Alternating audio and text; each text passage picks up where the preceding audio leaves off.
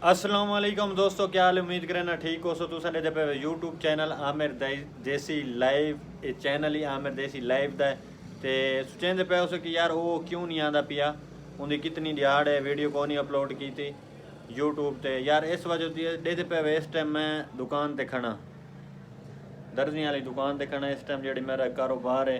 तो मैं उन्हें कोलों कम से कम 60-70 किलोमीटर साइड से हाँ।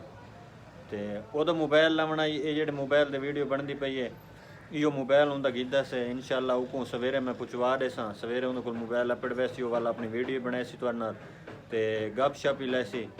ते बाकी यार मुहब्बत है सारे दोस्तों की, बच्चे को प्यार देंदे हो तो वो खुश रहा है। अल्लाह ताला तो जेड़ा दुख तकलीफ दी है, लेकिन अल्लाह पाक को इज्जत दी है।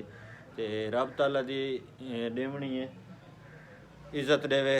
इज्जत जिल्लत रब के हथ च है, मुसीबत ही अल्लाह ताला देंदा है, सब कुछ रब ताला करने वाला है। उन्हें कीते ते राजी थीना चाहिए।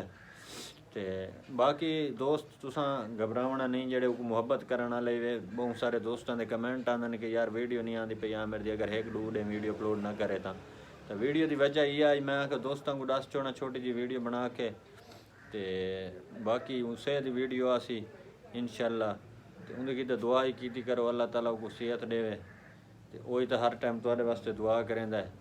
बाकी अल्लाह ताला तो को खुश रखे। अगली वीडियो इंशाल्लाह ज़रूर उही दी आसी, शायद हो सकता मेरी उनके नाल आवे, मेरे को वजना पै गया मोबाइल देवन। तो मैं वैसा खुद सवेरे वैसन लाजमी, अगर कोई वहदा पियो तो कुड़े छुड़े से मोबाइल, अगर कोई ये जी सवाब ना बना तो मैं खुद लगा वैसा, क्योंकि मोबाइल तो पहुँचावना है। वो बड़ा परेशान है, वह मोबाइल मेरा अगे वाले विच वाया वे वेच छोड़ा से, तो हूँ तू जो ना मेरे को आंदा नहीं पिया। मैं कि यार मैं आ वैसा।